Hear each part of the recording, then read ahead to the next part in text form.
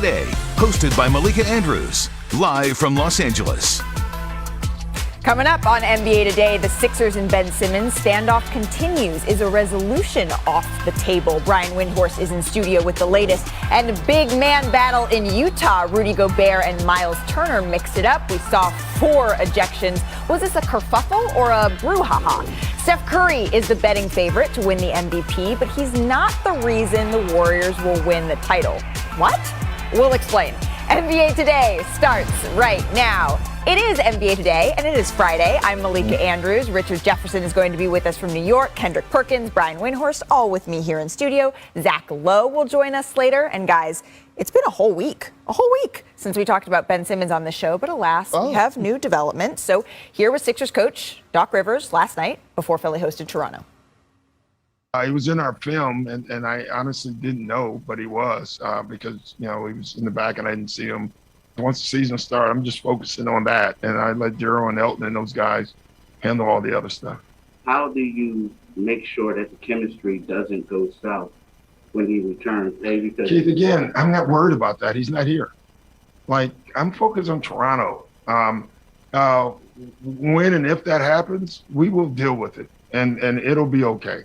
I believe that. But right now, honest to God, if of all the 40 things I did today, that was not on the list. So I'm not even that concerned by it. So The Athletic shared this quote from Simmons' agent, Rich Paul. "I truly believe the fines, the targeting, the negative publicity shined on this issue.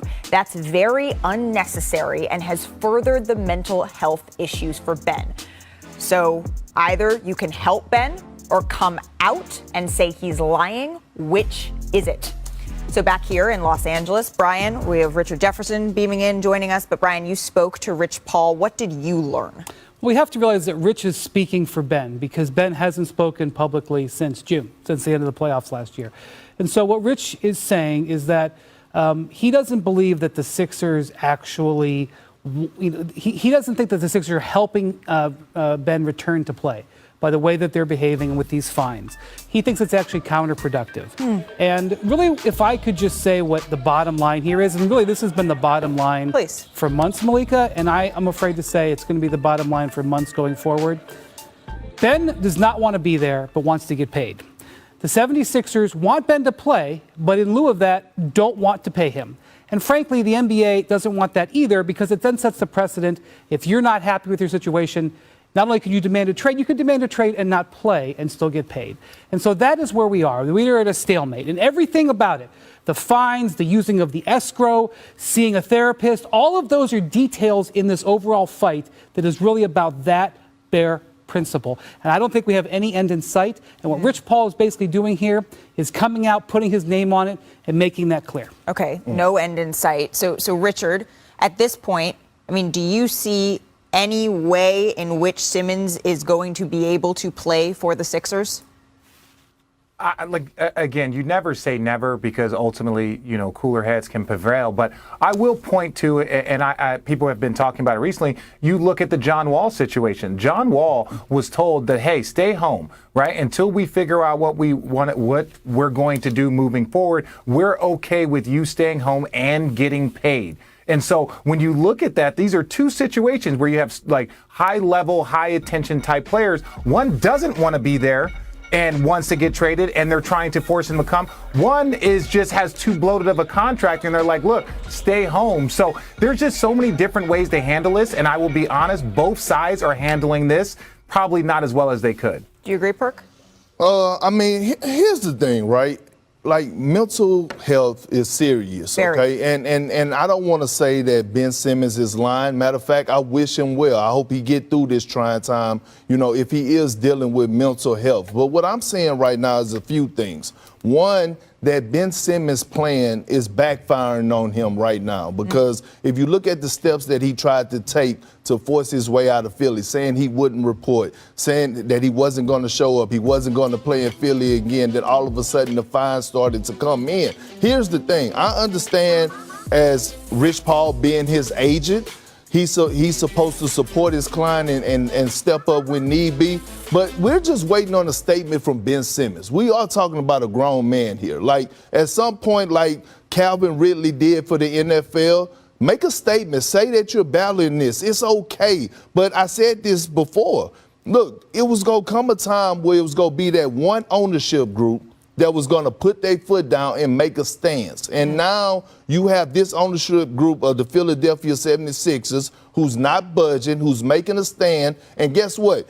All owners from around the NBA are supporting the ownership group and saying, fight this fight. So this is where we're at. One thing that Rich also said to me was that if Ben is healthy, which he is, the only thing that's keeping him from playing right now is because he's not mentally in the mindset to do it. Yeah, but you got to communicate that. Like, you can't just say I'm going to deal with this. And he is communicating it, but I think the issue is the Sixers saying you have to communicate it on our terms. But Perk, your point about the ownership standing up to this, I think this is a league-wide problem because last year you had the Thunder putting out a statement saying Al Horford isn't going to play. He's fine. Or he's not going to play him because we're going to try to trade him. We don't want him to get hurt. John Wall, same thing. Like, we're not going to play him. Once you set the tone that it's okay for some guys not to get paid and wait for a trade, and it's not okay for other guys not to get paid, wait for a trade, that's a league issue, Perk. And I know that that's an Adam Silver issue that has been spinning in this direction and has come to this reckoning. You look incredulous, Perk. Yeah, but it's communication. It's communication. John Wall is Rich Paul client, right? Doesn't John Wall he's under Clutch Sports. It's about communication. And John Wall actually is sitting on the bench. He's actually visible at every game. And it wasn't just like it was him saying, I'm not going to play. The Rockets was in on this. In the Al Horford situation, Sam Preston was saying, Al, look, you don't have to play. So, like, it's a communication thing. So when Ben just goes silent and feel like he's going to do things his way without communicating, not returning people's phone. He would say, Perk, that he told them in June, trade me, and then he told them in August, Brian, I'm not going to play. I'm just saying that's I mean, like, we have one side of it. We have Rich Paul's side of it. And I done heard stories as well. I talked to Doc Rivers as well, that things I will not air out that me and Doc Rivers talked about, that I could say, hey, no, that's not how the meeting went. All right, Richard? Well, look, everybody is making good points, but I really like what Brian says. This is a league issue.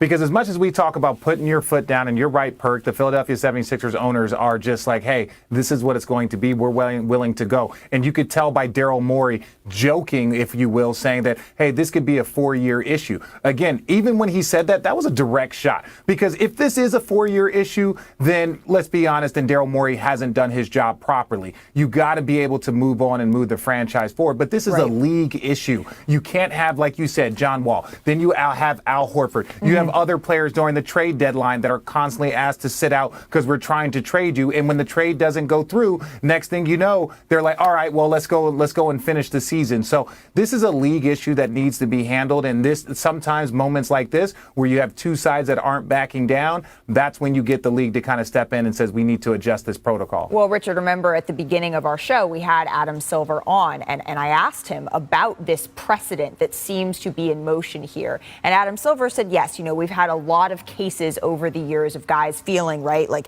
they potentially didn't want to be where they were. What's unique about this situation is the time and money left and the fact that it still hasn't resolved itself. But Adam Silver said, this is why we have contracts. That's the phrase that he used. But clearly, a contract isn't enough to be moving this situation. Another situation that we had was over in Utah last night. Two of the best defensive bigs in the league. They went at it. Let's take a look. Rudy Gobert and the Jazz were hosting Miles Turner and the Pacers. They got their game faces on. This is the third quarter. The Pacers are up 9. Turner, look at this. He blocks Gobert at the rim, but Gobert thought he was fouled. Here you see him yelling at the ref. He received a technical for that play. So then in the fourth quarter, things getting chippy. Another block right here. Nice. But this time, look, after the block, Turner and Gobert, they start mixing it up with each other. They have to be separated. And as Turner and Gobert get tangled, oh my God. The little grabby. It appears Gobert maybe dragged him. So sweet. And then you see that Turner Little Take the huggy, exception huggy. with that. Here's your huggy. But look at it. while they're hug wrestling, Yeah. Joe Ingles, and he used to be really upset to piss off Joe Ingles, makes contact with the referee. So Ingles would be ejected. You can't do that. So then later in the scuffle, look, Donovan Mitchell also makes contact with the referee. So Mitchell was ejected. Turner and Gobert were ejected, but the Pacers win. We know we ain't gonna fight. So, like, guys need to stop acting like they're gonna fight because they know that in 2 seconds there's gonna be 20 security guards in between us, and they know that, okay, it's cool for the cameras, but they know we aren't gonna fight. Like, guys that are not about that life need to stop acting like they are, because at some point, like, I might have to stand up for myself. Everybody saw what happened. I thought it was a dirty play. You know, there was I'm not sure which ref. Somebody saw. I thought all that could have been prevented. But that's besides the point. You know, he pulled me down. I wasn't about to take that, so kept it rolling. You know, Miles is one of the guys that's leading the charge. You know, guys try him, and he's the best shot blocker in the world. He's going against the second best shot blocker tonight, and you know, I think Miles showed what he was tonight. We've had a lot of fight night talk on this show this week. And Perk, after we talked about the Morris and Jokic debacle, we noted that you've had 1 or 2 dust-ups over the course of, More than of one or his two. career. But we just heard Rudy Gobert say, we knew we weren't going to fight. What did you think? He probably wasn't going to fight, but look, I will say this. I mean, that was just funny. 2 7-footers just doing a little huggy hug. I mean, it was cute. It was cute. Look, it wasn't nothing. It was a little, you know, a little scuffle, a little tangle up. Like, that's what happened when you're in the trenches. I actually love this type of thing. I mean, look, no punches was thrown. Guys are competing. You got 2 of the best shot blockers, 2 bigs getting physical. Ain't nothing wrong with it. Nothing wrong with that. What do you think, Rich? That was funny. There's nobody that watched that didn't laugh at that. We hear Perk is still laughing. Yeah, but even Rudy says it. He goes, no one's going to fight anybody. No one's going to throw punches. He's like, so, you know, look, at the end of the day, this was 2 guys that got a little bit heated. They decided to do a little do-si-do, a little, you know, 4-square dance together in Utah, have a good time. You know, it just, and if you know Rudy Gobert and you know Miles Turner, which I do, both of these guys are great human beings, great people. They're not these guys that you think are going to start some stuff. They just got a little overheated. Overheated. All right, that's fine. Well, as our friend Tim McMahon said, he said, this qualifies as a kerfuffle. It didn't quite raise to the level of a brouhaha. But, Brian, what's the history between them? Yeah, I think this was actually personal for Miles Turner. Because Why? Miles has a thing with Rudy Gobert, really going back to the 2019 World Cup in China. The French, you know, slapped the Americans over in China. I was at the game. Gobert was awesome that game. Miles Turner was the starting center for the U.S., and that's always given Miles an edge when they've seen each other since. Plus, Miles thinks he should be like a Defensive Player of the Year candidate. He's been one of the best shot blockers in the league for a while. He sees Gobert with a $200 million contract, says, I'm not that much different of a player. So he gets up when he sees Gobert. And so when he felt like Gobert was grabbing at him, he was more prone to go back at him. So we mentioned, though, that there were 4 ejections in this game. Yeah. 2 of them came for making contact with referees in Mitchell and Joe Ingles. Should we expect to see any discipline from the league? So I don't think for the 2 big guys, but you got to watch that contact with the officials. Now, so Ingles comes flying in there and slams an official. Now, after the game, the officials on the pool report mentioned that they felt that was not intentional contact. I agree. He didn't come running in there meaning to hit the ref, but NBA officials in the league office are very protective of the refs. They don't like hands on officials. So if there's any danger, and I don't necessarily think there is, if there's any danger, that would be where I think the discipline would come. Well, because we can't just have fights on the court. I know you both have been very clear, you know, duke it out, hug it out, whatever it is you do on the court, but kind of do it on the court. But of course, it has to spill over to Twitter. So the Pacers Twitter took one last shot at Gobert after the game. It would be fun to see these 2 in the Defensive Player of the Year race down the stretch. So one more little shot with a little W. add another layer to it. It was a really good win for the It was a Pacers. good win. It was a good win. Coming up on NBA Today, speaking of good wins, the Warriors, they're looking like a championship-level squad. Zach Lowe tells us why they may win it all. And Giannis and KD, they've got MVPs. They've got titles. But next we'll explain why their greatness is still underrated. And finally, we're going to play a little Chop It or Drop It. Do Brian, Perk, and Richard want to discuss a sneaky MVP candidate or offseason acquisition?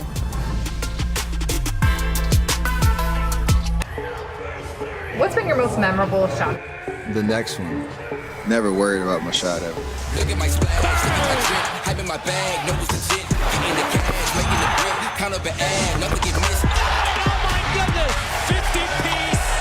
Get up and go, I'm on the road, got a surprise, I'ma make them say whoa. I usually let my play do the talking.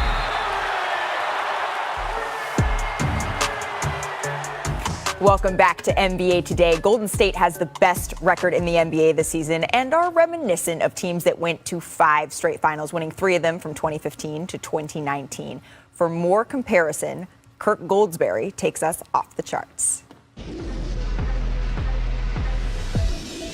The Golden State Warriors are off to the best start in the NBA because they are red hot on both sides of the court. I love it. Led by Stephen Curry, the Dubs' offense is putting up great numbers even without Klay Thompson. Got it, oh my goodness. Earlier this week, the 33-year-old Curry became the oldest player in NBA history with 50 points and 10 assists in a game. He is on one tonight. The Warriors currently rank 3rd in the NBA in offensive efficiency, in large part because they lead the league in shooting efficiency, posting an effective field goal percentage of 56.0, a splashy mark they have not touched since their last finals run in 2018-19. That's definitely something that jumps off the page. As if that weren't enough, by allowing just 99.2 points per 100 possessions, Draymond Green and the Dubs also boast the NBA's top-ranked defense. It's the Draymond Green effect. They also rank in the top 5 in both steals and deflections per game. Stats are the equal winner.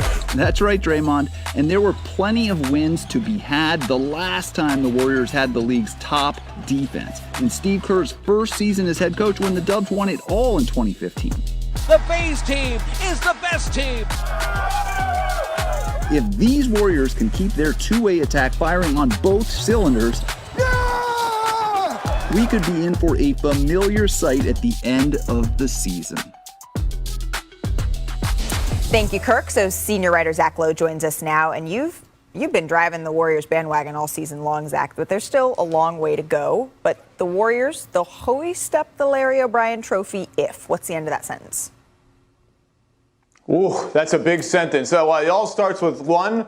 Klay's got to be 85-90% of Klay because the competition by the end of the season is going to be fierce, and things are about to get harder for the Warriors, who've had an easy schedule. Almost every game's been at home. So they got to get something from Klay, and I think they're going to need some health luck, bad luck, to befall other teams, whether it's Jamal Murray's slower to recover than we think, Kawhi Leonard doesn't become Kawhi Leonard if he even returns this season, the Nets remain, I don't know what to describe the Nets, a fiasco, whatever is going on with the Nets. I still think those teams at full health would be ahead of the Warriors, but if they get Klay back, and Klay's almost old Klay, they can go toe-to-toe with anybody in the NBA.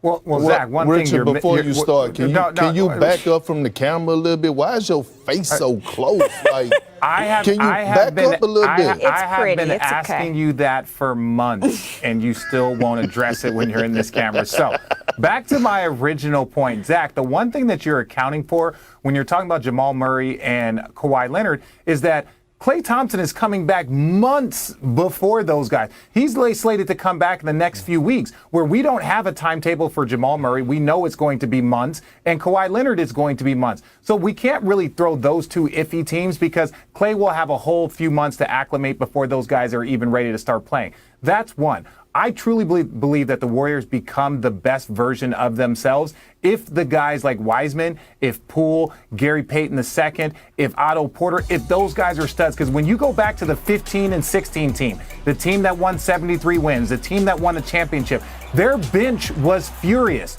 Their death lineup, all of those things were about a team and everyone moving at a cohesive unit. We know Steph, we know Klay, we know Dre. It's the rest of the guys that we will have questions about. out. And if those guys play well, then the Warriors should be the favorite.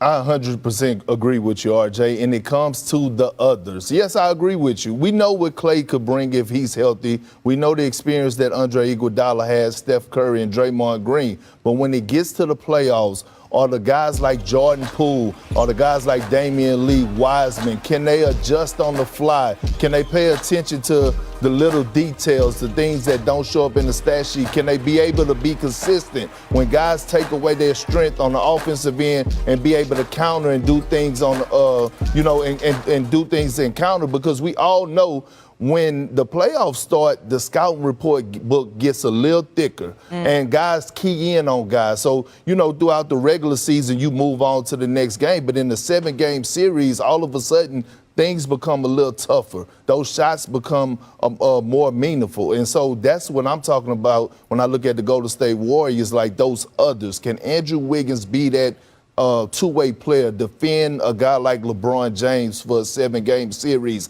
not stop him, but control him enough where they can actually win the series? The scouting report gets thicker and the rotation gets shorter. I asked Draymond Green this exact thing. The Warriors win a championship if, and he said, if Jordan Poole continues to grow, if we continue to get better defensively, even though they're already pretty good at turning teams over, if they cut down on their own turnovers, and if they get Klay back. So we all are kind of in Draymond's head because I think we touched on all of those little things. But Perk, who is the player on the team that isn't Steph Curry, Draymond, Klay, that is a key to their title run? It's Andre Iguodala, a guy that they brought back, a guy that they know is so valuable. And Richard, fix your damn face, bro. Just listen for a second. He is so key for that second unit. When I look at how he controls the game, being able to be that point forward type guy, because the Warriors do a lot of cutting and things of that nature. So when Steph Curry goes out the game, I love how Andre Iguodala steps up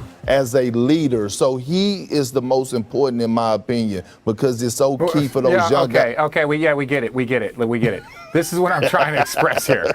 The fact that you're saying that Andre Iguodala, who I could have played against in college, and I'm 41 years old, is the key to them being successful. Andre is going to be an important piece to what they do, but it really comes down to Wiseman. If Wiseman can turn into, we look at what DeAndre Ayton has done, the jumps that he has made. He hasn't turned into this crazy offensive threat, but if Wiseman can learn how to roll and replace, and Stephen A., as much as I rarely quote the big fella, the OG brings it up. If you can win it with Andrew Bogut and you can win it with Zaza Pachulia, if Wiseman can develop into a good role player, he's highly skilled. He was the #1 pick. He has all of these things. If he can contribute just enough, then I think the Warriors have a very, very tough time being beaten. Well, first of all, he was the #2 pick. Let's get that right. Excuse me. And then second of all, the Golden State Warriors were better when Wiseman went down. They actually were better with Looney in the lineup. And so here's the thing. I know the ceiling is bright for Wiseman, but let's not act like him and Steve Kerr were not on the same page last year. So he was 19 years old. He was 19 years old. No, he was 19 years old and was a rookie. Okay, it takes time. I understand that, but it sounds like to me that you're hating on Andre Iguodala because he's able to still be athletic. He's still able to play at that age, and you wasn't. You became a mentor, but he's still able to provide those type of meaningful minutes that the Warriors need. That's why they brought him back, Richard. That's why. Yeah, Andre Iguodala will be the key to winning the championship for the Warriors. Well, he was a final MVP. Can't wait to hear that. At one point, he was a finals MVP, Richard. Zach, I actually think Zach and I have had some interesting discussions. We've had some interesting discussions about James Wiseman, about his usage. So I am curious, Zach, who is your guy that you're looking at outside of their kind of core three?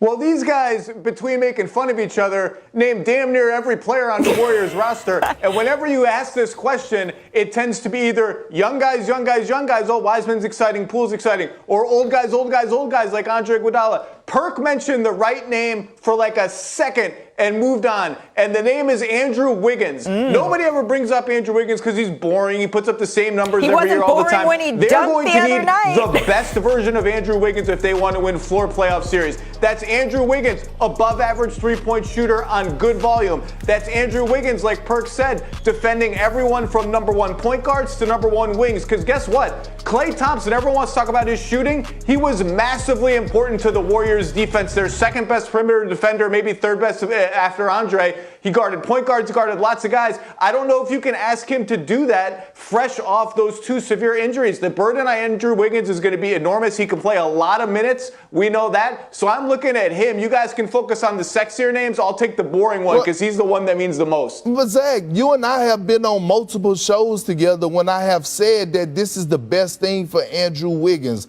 Now he gets to be the third option. He don't have to be the number one pick. So I don't understand when you sit up here and say that guys are overlooking him. And then you say I touched on him for a split second. First of all, it takes a minute for me to even get his name out. It takes a minute Malika, for you to will you get a your lot man of in things check? out. Get this dude in check. It takes a minute for you to just get some words out, and it's okay. But top, they want to be there. And speaking of top, coming up is the top of this week. And it is so good that these plays didn't even make the cut.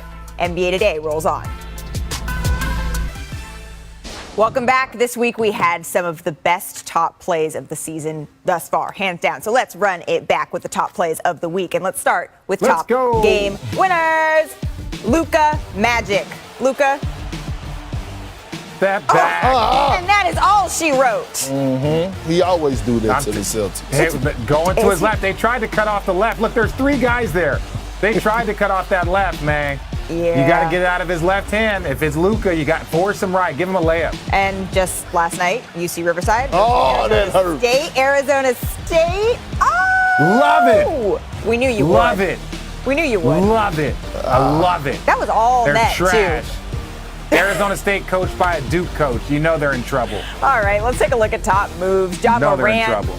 Hate to see it. No, he had to be on here. He's always on here. Ooh. Crossover? All right. Yeah.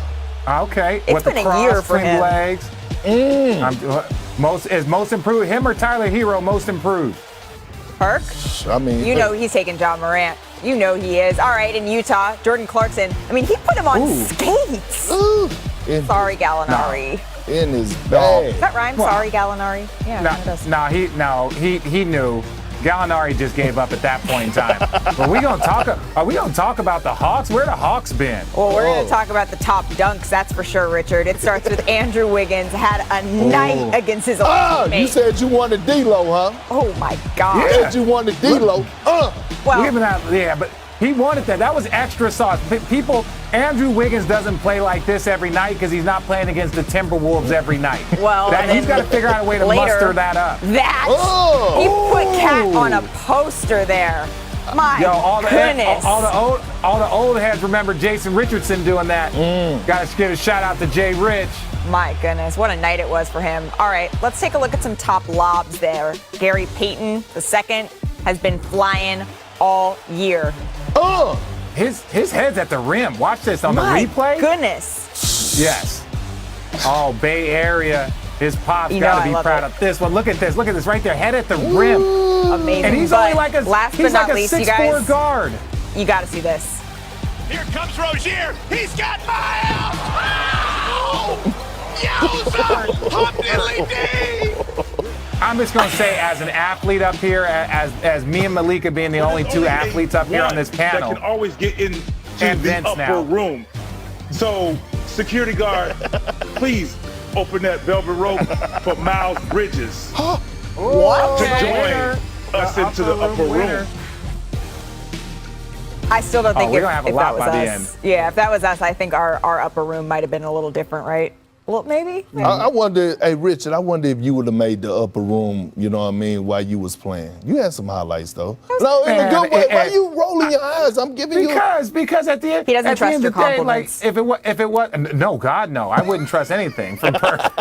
Compliment, food, CPR, nothing. I ain't trusting nothing. No CPR, Perk, that is certain. Perk, if they ever tell me that you're the only person there for mouth to mouth, just let me die. Just let me die. at the pearly we'll gates, sure. if God says it, I'll be like, you know what? I'm okay with good. that. I'm good. Well, you know I'm what, good. Rich? Giannis Antetokounmpo, Kevin Durant, they might make it into the upper room at some point this season. And coming up on NBA Today, they have been carrying their teams to start the season. But does our panel need to see more from him? That's next.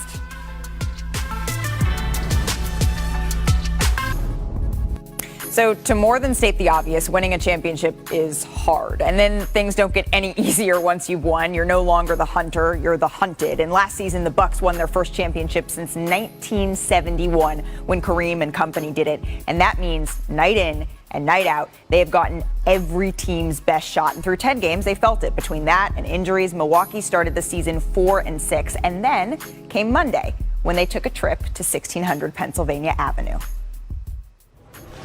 Grateful for this opportunity, and it's a great example. With a lot of hard work, you can accomplish a lot of things in life, and this is one of those amazing gifts. Giannis has spent a lifetime putting in the work. On Monday, the Finals MVP enjoyed the fruits of his labor, a trip with the NBA champions to the White House, and a special FaceTime with an absent teammate. Please speak up, Chris. Please, this is... Oh, man. Hey, Chris, how you doing?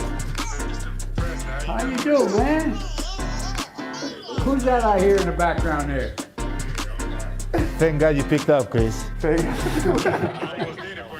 On Tuesday, it was back to work. The Bucks traveled a few miles up I-95 to Philadelphia, and Giannis made the difference in the final moments. Antetokounmpo, drive, corner, jumper, Allen, nylon. This is a must stop. It's not gonna happen. Big finish, Antetokounmpo. Sometimes it's pretty, sometimes it's ugly, but win is a win. 24 hours later, just a few hours north to the world's most famous arena. We played them like 3 games ago, beat us by 20. Definitely had that in the back of our mind. Off the steal, Antetokounmpo. Tonight, the Bucks finish their trip up the Northeast Quarter in Boston on ESPN.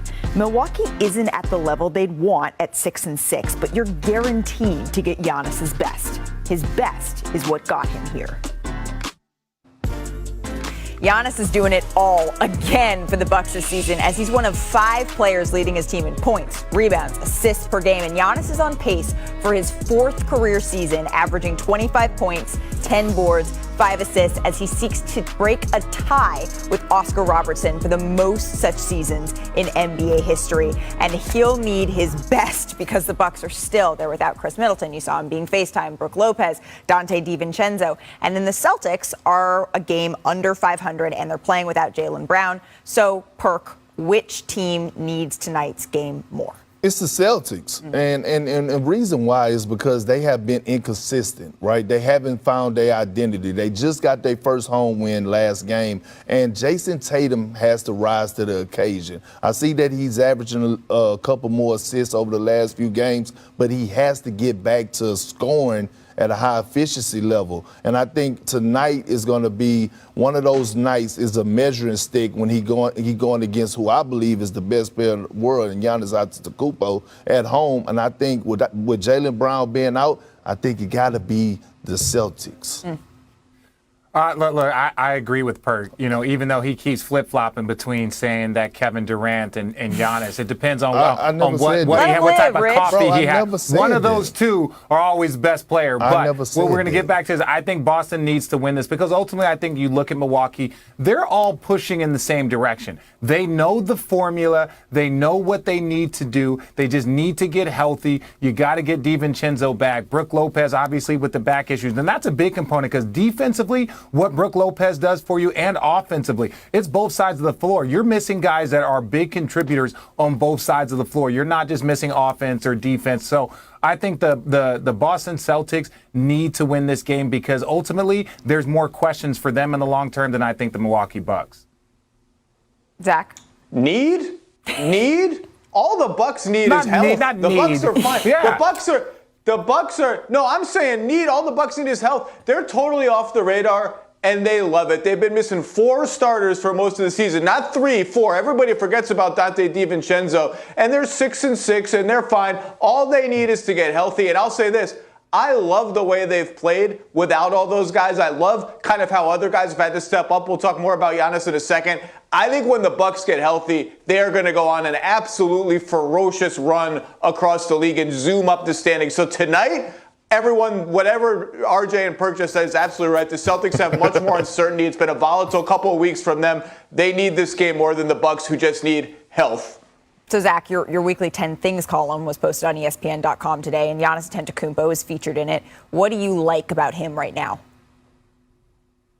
I love the way he's approached this challenge, right? All my supporting cast, my best supporting cast guys are out. The wall that defenders are that I see every possession, it's getting bigger and bigger and bigger, more and more guys. And it's forced him to test himself more as a passer and a playmaker. And you can see, in true Giannis fashion, he enjoys it. And he's becoming a better passer. He's paying more attention to, when do I have to get off of it early? Or when do I take like that one extra dribble that sucks in the defense and boom, Grayson Allen's more wide open. He's making passes faster, a greater variety of passers. And beyond that, I love that Grayson Allen, Pat Connaughton, even Jordan Nwora have been elevated into these roles and forced to do more. And Pat Connaughton took like 14 threes the other end against the Knicks. That's going to serve all of them well in the playoffs against elite defenses when the Bucks are at full strength, because they have this experience now as almost like number 2 options behind Giannis in some of these games. I think this is going to serve the Bucks well, and if they get healthy, they're going to reassert themselves as the favorites to win the championship, depending on what happens with Kyrie in Brooklyn. So one of the teams that Milwaukee beat en route to the championship last season was the Brooklyn Nets. And they started out slow, but they're quietly playing good basketball. They've won 7 of 10. Kevin Durant leads the league in scoring still. But maybe a bigger claim to fame is that he is the top billing in your 10 Things column. Zach, why do you have him so high? They were playing in Toronto last week, and Toronto's play-by-play guy, the great Matt Devlin, said, this is the first time Kevin Durant's been on this court since Game 5 of the 2019 Finals when he tore his Achilles. And that just stopped me in my tracks. I was at that game, and I remember what it felt like to see Kevin Durant crumple over. I remember what it felt like to see Bob Myers, the Warriors GM, crying at a press conference. It felt like the league would never be the same again. And then it was, Kevin's a great jump shooter. He's 7 feet tall. He can age like Dirk Nowitzki. Even if he never regains his athleticism, he'll be an elite 7-foot jump shooter like Dirk. To see this night in and night out, 30 a game, 59% shooting, 64% on twos, and just guys can't do anything with him. Guys are trying to get in his face, they're clapping, they're trying to guard him, and he's like, oh, hey, that's cute. I'm 7 feet tall. Let me just pull up and shoot this right over you. And they're all going in. It just seemed so far from that reality 2 years ago when he fell and crumpled on that court. Cherish it every night, because what we're seeing is totally unprecedented for someone coming off an Achilles tear and someone asserting himself as one of the 10 greatest players of all time at worst. I'm going to be really honest. Like everybody, we joke about Zach and we give him a little bit of mess, but every time this man speaks, you need to listen. It's like going to basketball college. Perk, I know you don't know what college means, but like it's about going to college. I know you didn't have to go. It was a compliment. I feel sorry that you didn't have the privilege to do the same. Take the compliment, Perk, but that was really it. Anytime you get an opportunity to check out Zach Lowe's 10 Things, you got to do it. What do you think of KD, Perk? I know no one's given any of you guys a column. I think he's the early season front runner for the MVP. I mean, in my eyes, he's the greatest scorer of all time. And I said this before, that the ball the changing of the basketball has affected everybody else, not Kevin Durant. He has been carrying this Nets team. Even though James Harden has not been consistent, he hasn't had his best start. Kyrie Irving hasn't been there. So when I say that Giannis is the best player in the league, that doesn't mean I can't say that Kevin Durant is my early season frontrunner for MVP, Richard. You have him over Steph. You have him over Steph. Okay, I said what I said. He said what he said, and he's leaving it there. But, Richard, he did mention James Harden, who hasn't been having the start that a lot of people thought, and I think that's because of a couple of things. Did he come into the season with the conditioning that he probably should have or could have if he hadn't had that hamstring injury? But when I'm looking at James Harden, one thing that keeps coming up, and folks I'm talking to around the Nets, is that he doesn't have a guy to throw lobs to. He doesn't have that lob-catching, running big in the same way. Yes, they have Blake Griffin, they have LaMarcus, but a rolling big, a true rolling big, and they've been without Nick Claxton. So when he comes back, I'm also looking to see if that chemistry takes a little bit of the load off of Kevin Durant. But he has been like jaw-dropping, must-watch, absolutely spectacular. The question is, can he get some help so that he doesn't have to do that night in and night out? Because they're hoping that this is going to be a long season. But it's also a long show. So coming up next, we will play our new favorite game. It's Chop It or Drop It. Discuss if PG-13 is an MVP candidate. Yes. Yes? Yes. Keep it locked.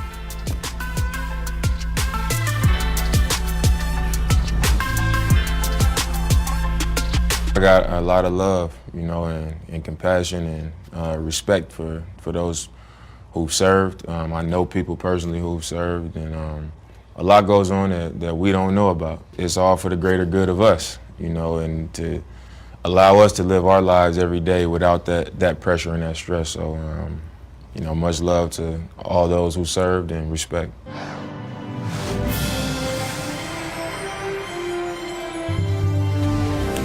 Welcome back to NBA Today here with Richard. I'm just glad he decided to show up.